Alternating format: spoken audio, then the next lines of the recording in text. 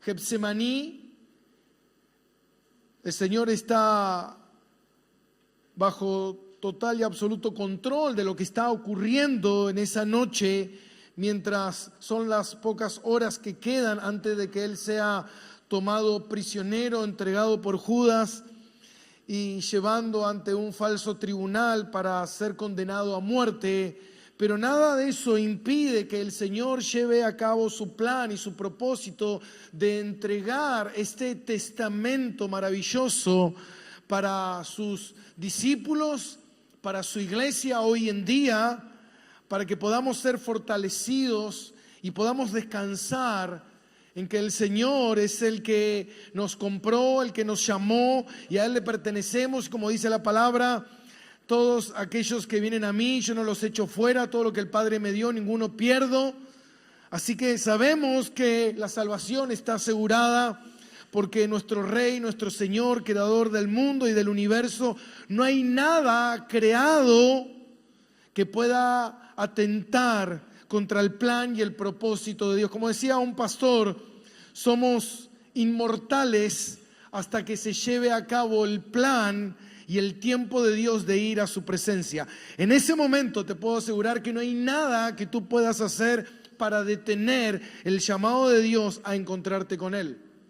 Hace poco pudimos ver a este hermano predicador que estaba compartiendo en la Universidad de Utah y recibió un balazo en el cuello y fue directamente a encontrarse con su Señor.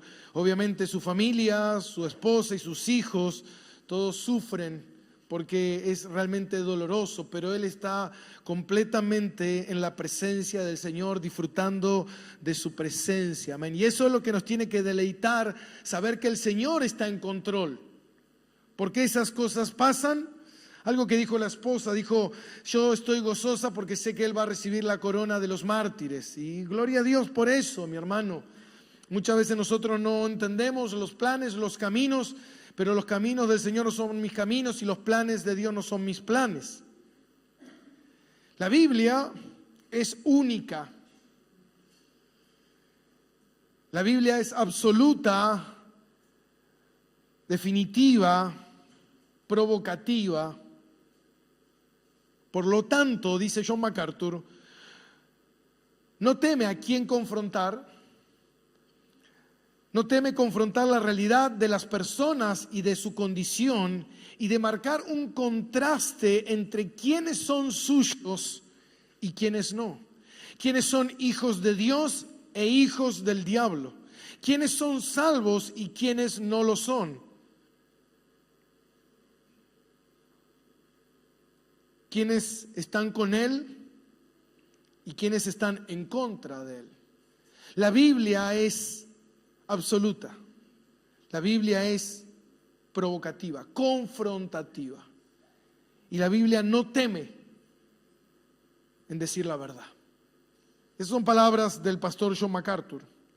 Justamente en este pasaje que estaremos viendo, en estos pasajes que estaremos viendo en esta mañana, se marca ese contraste entre el discípulo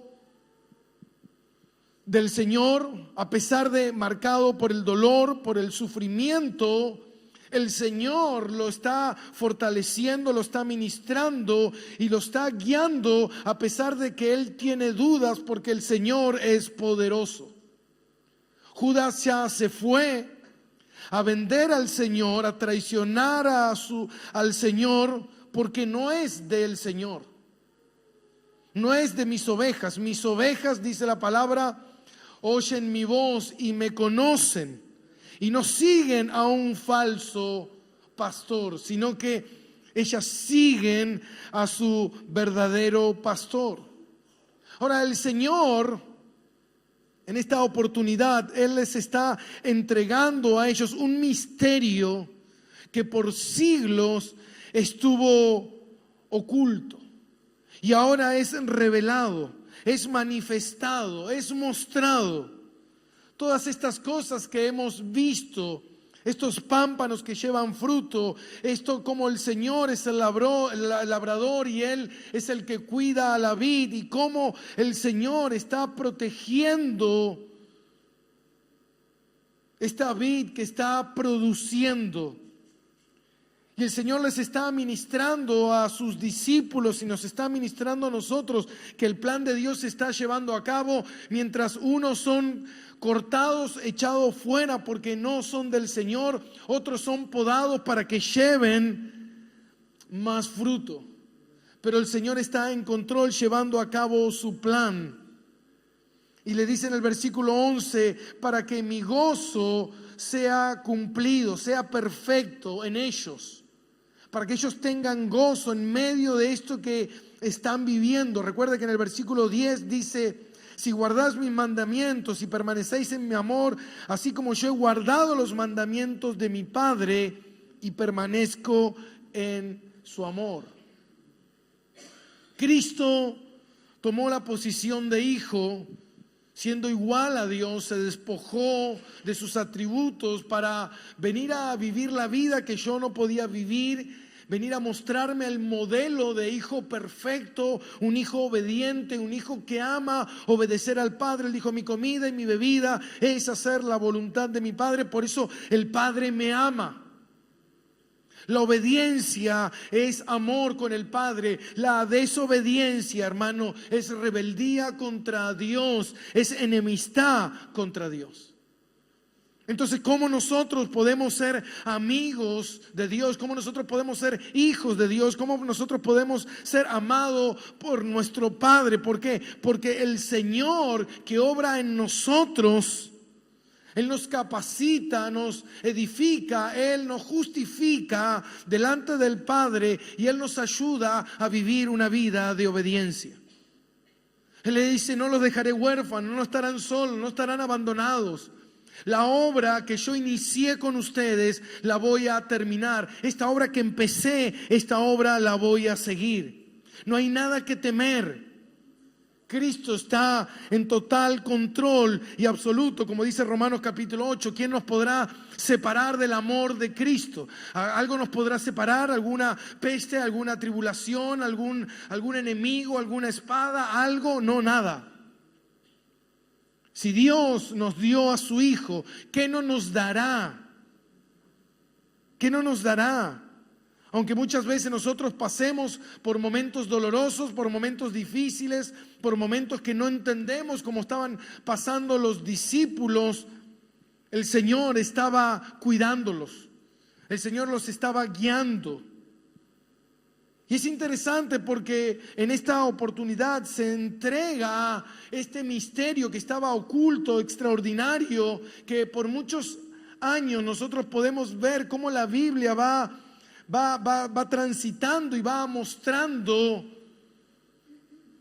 cómo somos nosotros, cómo se nos llama a nosotros según la Biblia. Y la Biblia le da al cristiano muchos nombres. La Biblia llama al cristiano, aquellos que aman a Jesús, los llama creyentes, los llama amados de Dios, los llama hermanos, los llama hijos de Dios, hijos de la promesa, hijos de luz, hijos de resurrección, los llama cristianos, discípulos escogidos, piadosos, herederos, justos, piedras vivas, pueblo, linaje, real sacerdocio, nación santa, sal de la tierra, esclavos, vasos, santos, los del camino. Pero lo más interesante es que en esta oportunidad Jesús le da un título mucho más alto que todos. Le da el título de amigos.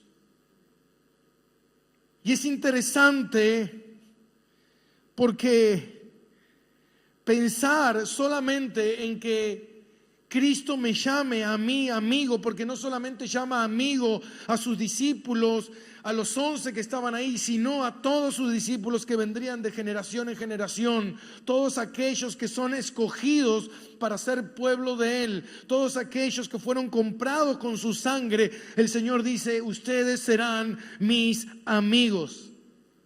Y esto habla de una relación totalmente diferente, una relación única, una relación entre dos personas estrechamente ligadas entre una amistad. Y recordemos que la Biblia ya ha hablado de otros amigos de Dios. Dice que Abraham era amigo de Dios. Dice que Moisés era amigo de Dios. Y muchas veces nosotros vemos la historia de Moisés y vemos cómo Moisés fue llevado al monte Sinaí, y cómo Moisés se relacionó con el Señor y estuvo ahí. Y uno dice, wow, tremendo la relación que tenía Dios con Moisés. Bueno, mi hermano, nosotros tenemos una relación mucho superior, porque no solamente Cristo está con nosotros, Cristo está en nosotros. Cristo está obrando desde nuestro corazón. Él dice, yo iré a ustedes y haré moradas en ustedes. Yo y mi Padre habitaremos en su interior, en su corazón. Hermano, tú no necesitas que nadie te enseñe, tú no necesitas que nadie te revele si tú eres un hijo de Dios, porque hay algo en tu corazón que va a arder como una llama que está ardiendo en tu corazón, que te está anunciando que tú eres un verdadero hijo de Dios y que Dios te ama. Y que Dios está en control, que Dios está guiando tu vida, tus pasos, que Él no te abandona, que Él te cuida en cada segundo, en cada instante de tu vida, de tal manera que Él te ama, que Él dio la vida por ti. Dice, ese es el verdadero amigo, aquel que da la vida por sus amigos. Muchas veces nosotros podemos llamar amigos a tantos, ¿no? Pero este es un verdadero amigo, un amigo que se preocupa por ti. Un amigo que está interesado en ti, un amigo que jamás estará ausente, jamás estará distante, un amigo que está todo el tiempo velando por ti.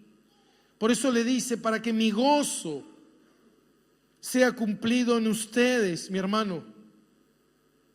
Este gozo, esta información que le está dando del gozo de Jesús, es un gozo que el Señor imparte a la vida del creyente.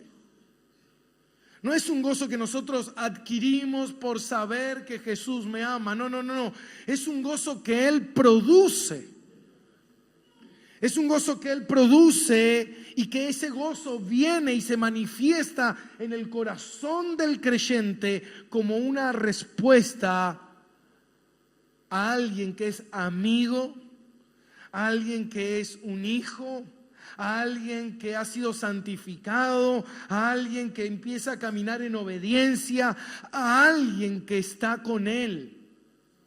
Es un gozo que produce el Señor, y que muchas veces nosotros tenemos que aprender que mientras más obedecemos al Señor, más gozo va a haber en nuestro corazón. Por eso yo siempre le digo, cuando Jesús decía, mi comida y mi bebida está en hacer la voluntad del Padre, hermano, la obediencia trae bendición, la obediencia trae gozo. Cuando yo estoy andando mal, no estoy andando como Dios quiere, hermano, eso abate mi corazón, abate mi mente, me confunde, me trae tristeza, amargura. ¿Qué es lo que le pasó a David? David tuvo que aprender en medio del dolor, como dice el Salmo 51:12, vuélveme el gozo de tu salvación. Después de que él había pecado con Betsabé, David se secó, se amargó, y David anhelaba el gozo de ¿qué? El gozo de la salvación, el gozo de estar disfrutando del Señor. No tener ahí al diablo acusándote todo el tiempo. Tú eres un pecador, mira lo que hiciste, mira lo que aquello, lo otro, porque tú estás mal. Pero cuando tú estás obedeciendo al Señor, tú estás caminando en obediencia, hermano, el gozo cada día más abunda en el corazón de los hijos del Señor. Es una capacidad que el Señor da para que cuando pasemos por dolor, nosotros podamos tener esa capacidad de amar y gozarnos en medio del sufrimiento. Muchos dicen cómo uno a veces está sufriendo, pero a pesar de todo eso quiere seguir obedeciendo, quiere seguir amando al Señor, quiere seguir obrando, quiere seguir yendo hacia adelante, porque uno entiende que Dios está obrando en tu corazón. Y dice el versículo 12, este es mi mandamiento, que os améis unos a otros, como hablábamos hoy, Juan 1. Que os améis unos a otros como yo os he amado. Nadie tiene mayor amor que este, que uno ponga su vida por sus amigos.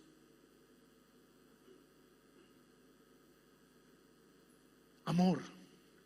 La vida del creyente es una vida que está marcada por el amor, por el amar a mis hermanos, por el amar a aquellos que el Señor ha salvado, por amar a aquellos que necesitan ser edificados, por aquellos que necesitan crecer, por aquellos que no conocen al Señor, para que le conozcan. Dice en Romanos 13:8, no debáis nada a nadie, sino el amaros unos a otros, porque el que ama al prójimo ha cumplido la ley.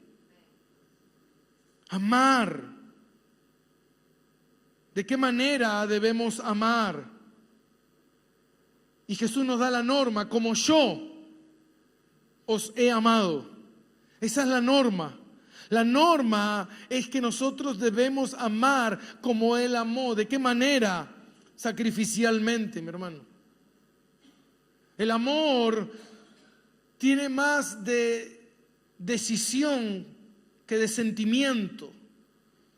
Muchas veces nosotros queremos amar si yo siento. No, el amor es una acción, una decisión. Lo podemos ver en Corintios 13. El amor es así el amor.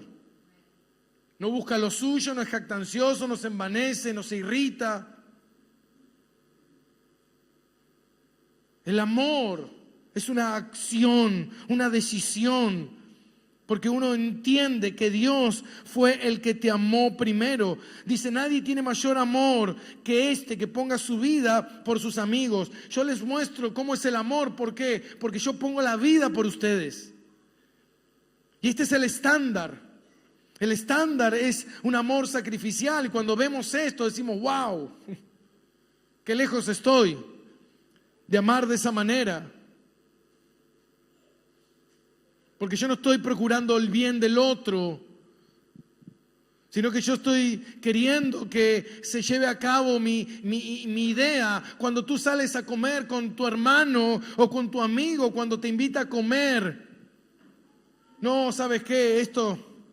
Esto a mí no me gusta, y no me importa ofenderlo, no me importa herirlo, porque yo quiero que se haga o que ocurra lo que yo quiero. Pero cuando verdaderamente uno ama, mi hermano, uno se sacrifica. No me importa que me des arroz con leche, lo como igual, mientras tú seas feliz.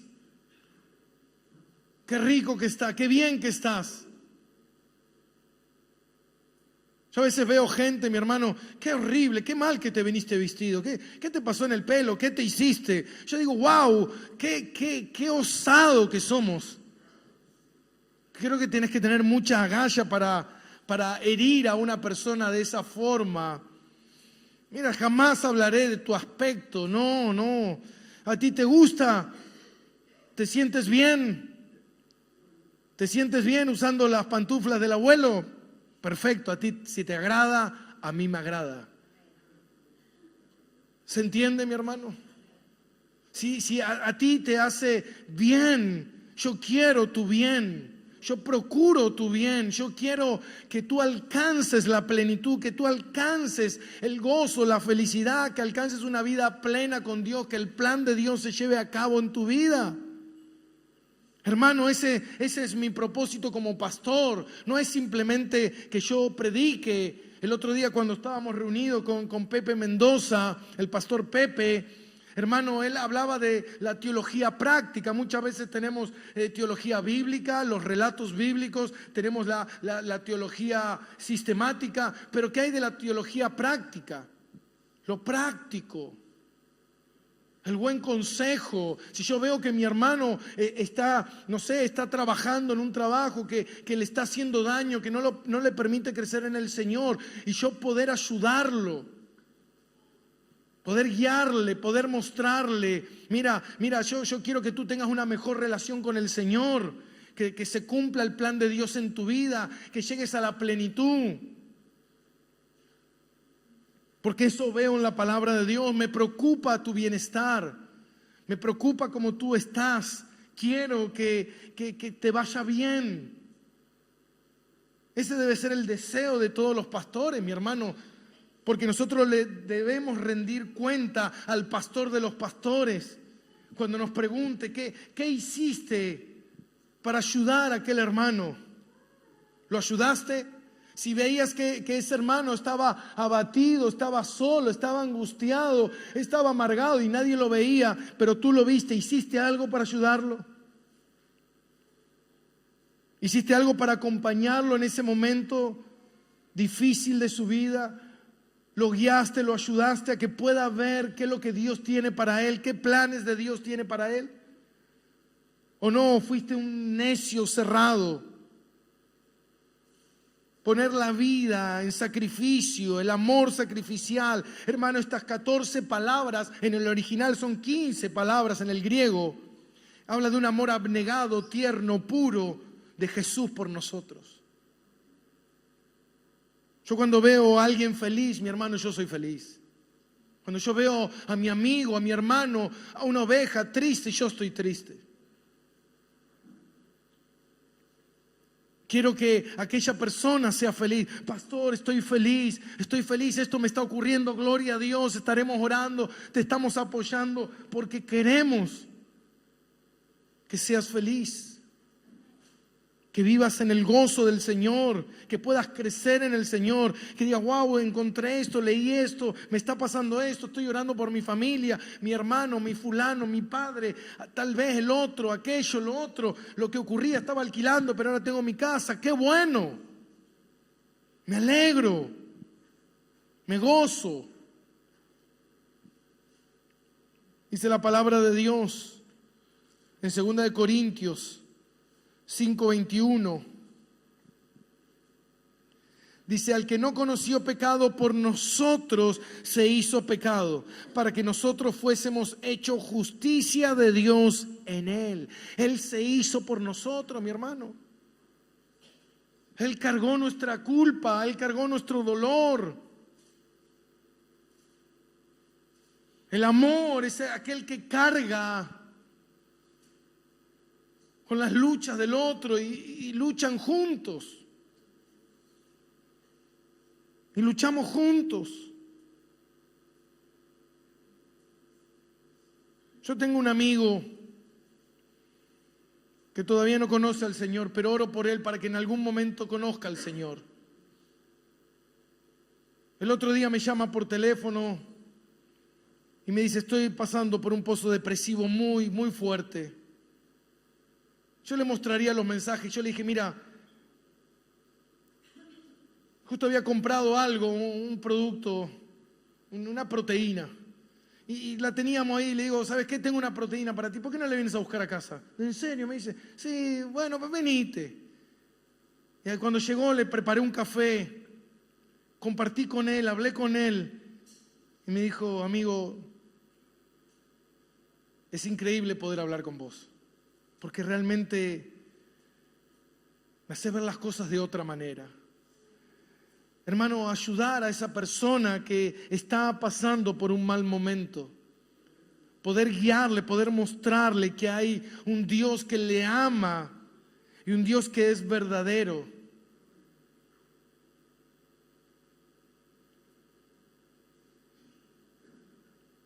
Y él me dice, yo sufro mucho de la soledad.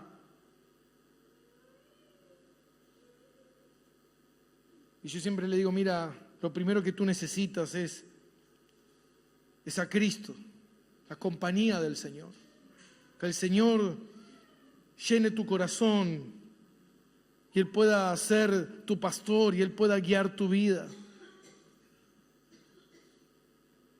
Ahora dice el versículo 14, vosotros sois mis amigos y hacéis lo que yo os mando. Esto a veces cuando uno lo lee pareciera ser como que, bueno, si quieres ser mi amigo, si tú me obedeces, serás mi amigo. Pero no es lo que está diciendo. Si yo persevero hasta el fin, seré salvo. No. En realidad, si nosotros lo leyéramos bien y entendiéramos bien lo que significa, es que el salvo va a perseverar hasta el fin. Ahora lo que el Señor está diciendo es que mis amigos son aquellos que hacen lo mismo que yo hago, obedecer los mandamientos de mi Padre. Porque el amor de Dios también va a reinar en sus corazones. Entonces no va a haber en ustedes desobediencia, rebeldía. Por eso dice en el versículo 14, 15, si me amáis, guardad mis mandamientos. El que ha nacido de nuevo ama al Señor y por ende obedece a Dios y ama a Dios. Uno no puede amar a Dios y ser rebelde. Uno no puede amar a Dios y estar detrás del pecado, porque Dios está en contra del pecado. Él mandó a su Hijo a morir por causa del pecado. Dios ama la santidad. Él es un Dios santo. Sed santo porque yo soy santo. Pero esa naturaleza ha cambiado en nosotros. Hoy en día nosotros tenemos a Cristo, y si tenemos a Cristo, nosotros debemos luchar contra el pecado, debemos alejarnos del pecado y debemos obedecer al Señor.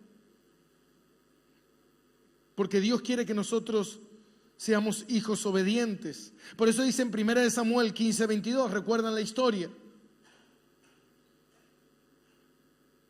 del rey Saúl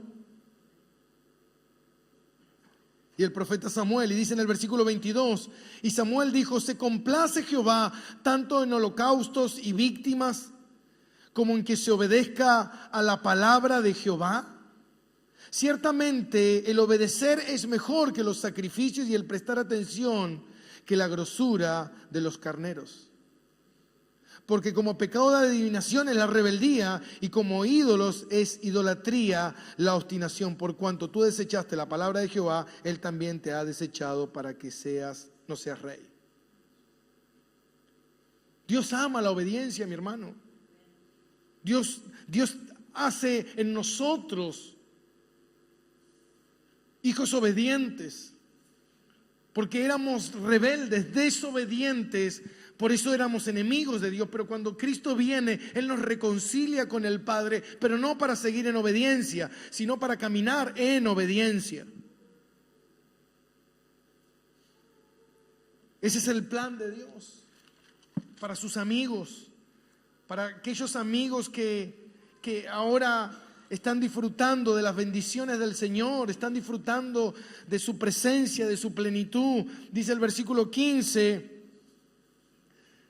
ya no os llamaré siervo. Siervo, la palabra siervo es la misma, dulos, esclavo, es la misma palabra. Porque el siervo no sabe lo que hace su Señor, pero os llamaré amigos, porque todas las cosas que oí de mi Padre os las he dado a conocer. Está hablando de una revelación del reino, de conocer los planes de Dios, los propósitos de Dios para sus amigos. Sus amigos van a ser parte del conocimiento del plan de Dios y del propósito de todo lo que el Señor va a hacer. Ahora, nosotros cuando vemos la palabra siervo, esclavo, dulos, recuerde que en el primer siglo o en el Antiguo Testamento, ser esclavo no tenía la misma connotación que tiene hoy en día, o que nosotros conocemos en las películas del siglo XVIII, siglo XVII, siglo XV. Antiguamente el esclavo tenía muchos privilegios. El esclavo era alguien que tenía mucha cercanía con su amo, y el amo lo protegía al esclavo. Hasta incluso muchas veces cuando el amo moría, el esclavo quedaba como heredero. Mira qué punto. Pero no tenía esa cercanía tan íntima. Había como un límite para el esclavo. No tenía esa cercanía de un amigo, de alguien tan íntimo, de alguien tan familiar, de un hijo. Pero hay una frase de William Barclay que él dice esto, cuando en relación a este pasaje de que ya no los llamaré siervos sino amigos. Ser amigo del rey, dice él, nos muestra cómo en la corte de los reyes y de los emperadores tenían ellos un grupo selecto que se llamaban amigos del rey. Eran los únicos que tenían acceso a lo más íntimo, a lo más cercano del rey, sin ninguna restricción ni horarios. Este grupo selecto podía entrar y salir cuando ellos quisieran. Podían entrar incluso a la cámara secreta, al cuarto del rey en cualquier horario y despertarlo para hablar con él. Eran los amigos, nadie le decía nada. Tenían acceso directo a la parte más íntima, a la vida más íntima del rey, mi hermano. Y esto era algo que el rey le concedía a sus amigos. Es el mismo término que Jesús está utilizando aquí, que Él está concediendo a sus discípulos, ahora amigos, un privilegio único de tener un acceso íntimo a la cámara del Padre, al corazón del Rey, como ningún otro, mi hermano. ¡Wow! Creo que eso puede sostener y alimentar, hermano, mi corazón por semanas, por horas, por días, pensando y meditando en esta grandeza. Dice, no lo llamaré más siervo, porque el siervo no sabe lo que hace su Señor. Ustedes van a ir al lugar íntimo, lo llamaré amigo. Porque todo lo que oigo del Padre, todo lo que sé del Padre, ustedes también van a tener acceso al Padre, ustedes van a ir conmigo al Padre. Dice el versículo 16, no me elegiste vosotros a mí, sino que yo os elegí a vosotros.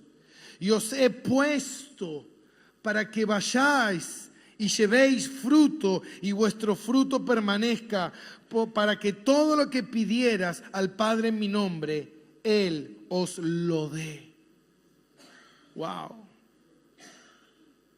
Hermano, esta palabra puesto es una forma de verbo que significa titemi, que tiene que ver con una orden al servicio. Tiene que ver con hacer una tarea, cumplir una misión. Yo los he escogido a ustedes, no ustedes a mí. Antiguamente los alumnos eran los que escogían a sus maestros. Pero el Señor dice, en esta oportunidad no es así. Yo los elegí a ustedes para que ustedes sean mis amigos, para que ustedes tengan acceso a la cámara secreta del Rey, para que ustedes entren al lugar más íntimo y las cosas secretas del Padre les sean reveladas y ustedes la conozcan y ustedes participen. Esto es tremendo. Ustedes participen del plan soberano de Dios en esta tierra. Hermano, Dios no nos necesita a nosotros para llevar a cabo su plan. Muchas veces la gente dice, no, lo que pasa es que Dios necesitaba. No, Dios no necesita a nadie. Él es Dios y Él es soberano y Él hace todo cuanto Él quiere. Pero en su propósito y en su plan, Él diseñó esto de esta forma, de hacerte partícipe de las cosas del reino de Dios. ¿Y qué cosas del reino de Dios? Porque dice la palabra, dice que Él nos puso, yo los he puesto para que vayáis y llevéis fruto. Como ya lo vimos, el pámpano da fruto. Vimos los frutos del arrepentimiento la vez pasada, como Judas no se arrepintió, no tenía ese fruto del arrepentimiento que hablaba Juan el Bautista. Haced frutos de arrepentimiento. Un nacido nuevo produce estos frutos. Ahora lo que el Señor está hablando es del fruto de producir, de extender el reino, de llevar las buenas nuevas, porque aquí está asociada la oración con el evangelismo. Están de la mano la oración y el evangelismo. En esta oración, el Señor lo que les está diciendo es: ustedes son mis amigos, yo los elegí para que ustedes hagan la tarea que yo vine a hacer a la tierra. Yo la comparto con ustedes. Ustedes serán parte, serán una extensión de lo mío y harán lo que yo he hecho durante estos 3 años y medio. Ustedes continuarán haciendo esta labor de predicar las buenas nuevas, llevar el mensaje de salvación. Y por eso dice, y todo lo que ustedes pidan a mi Padre. Esto está relacionado, muchas veces la gente dice, todo lo que pidas, ¿qué tiene que ver con lo mío, con mi vida, con mis cosas, con mis necesidades, con mi matrimonio, con mis hijos? No, no, no, no, no. Aquí tiene que ver con pedir para el propósito del evangelismo. Tiene que ver, mi hermano, con Mateo 28, id y haced discípulos. Tiene que ver con predicar el evangelio, proclamar la palabra de Dios. Y aquel que responda al mensaje del Señor, nosotros tenemos la tarea de hacerlo un discípulo para el Señor. ¿Y qué le voy a pedir al Padre?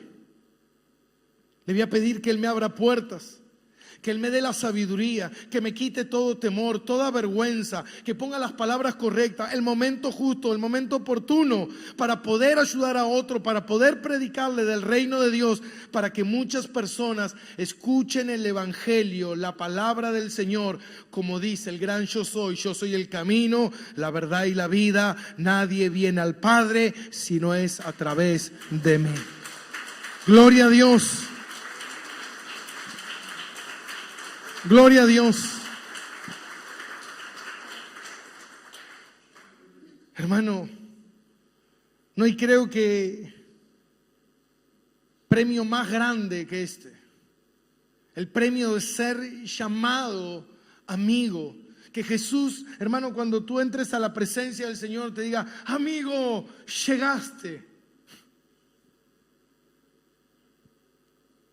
Creo que no tiene comparación con nada. Creo que no hay ninguna palabra que se pueda llegar a igualar.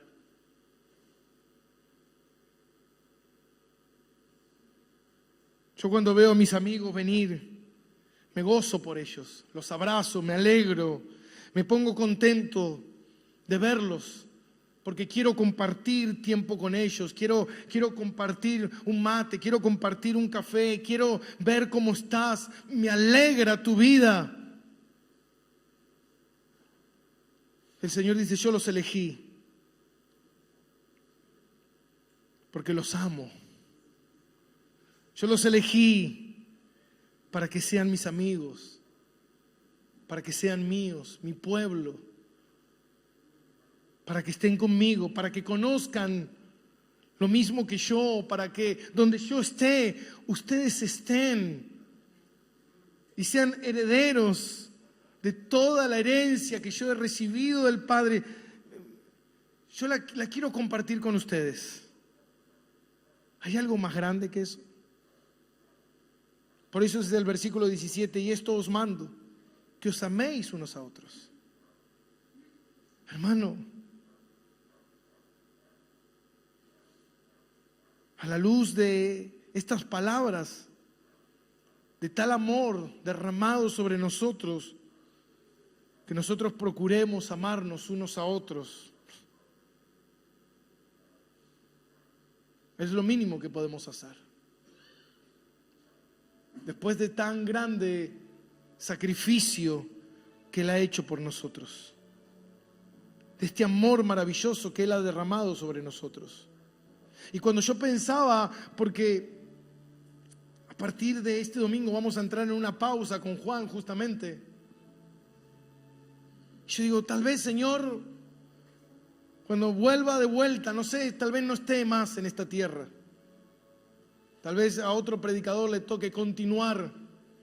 Che, mirá, el burro de Gastón quedó ahí en Juan 15, 17, continúa lo que falta. Pero yo decía, si este fuese mi último momento de predicar, Señor, dame ese pasaje para cerrar esta etapa que hemos caminado con Juan, prepararnos para el mes de la Reforma y después volver nuevamente. ¿Con qué palabras cerrarías, Señor? Ámense. Ámense. De tal manera, de tal forma, como yo los he amado, que di mi vida por ustedes. Yo creo que eso es lo que honra al Señor. Yo creo que eso habla muy bien de nosotros. A veces estamos viendo los pecados ajenos, los pecados de mi hermano y qué hizo, qué no es, qué es esto, qué es aquello, qué es lo otro.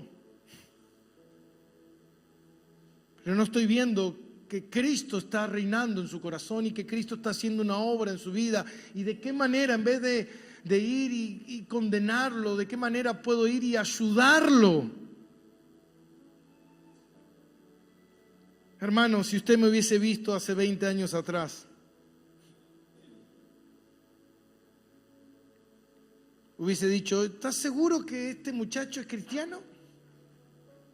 Me parece que no, porque no hay ni un fruto en él.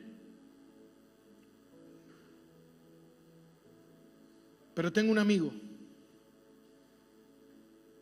que empezó una obra en mi vida y que muchas veces quise bajar los brazos, muchas veces quise tirar la toalla, muchas veces me quise rendir, pero él me dijo, esa no es una opción, yo soy el que te sostengo. Y muchas veces fallé, erré, Dios me decía a la derecha, yo iba a la izquierda, Dios me decía adelante, yo iba para atrás. Y aprendí a conocerlo en esos 20 años.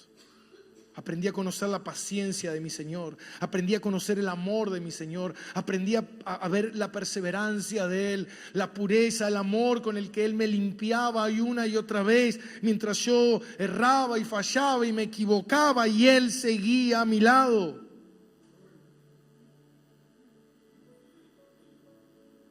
Y hoy cuando miro para atrás, hay algo de lo que sí estoy seguro.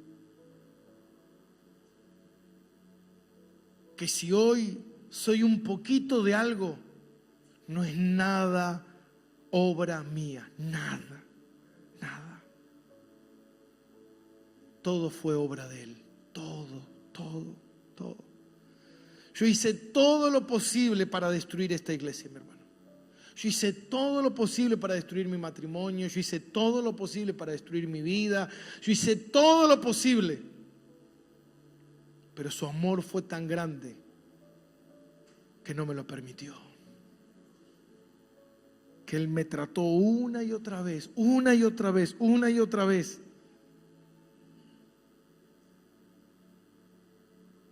Y hoy que veo con el amor que Él me ha tratado durante todos estos años,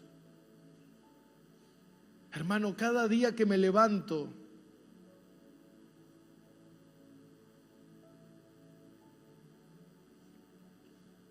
la vida me dice, pierde el gozo.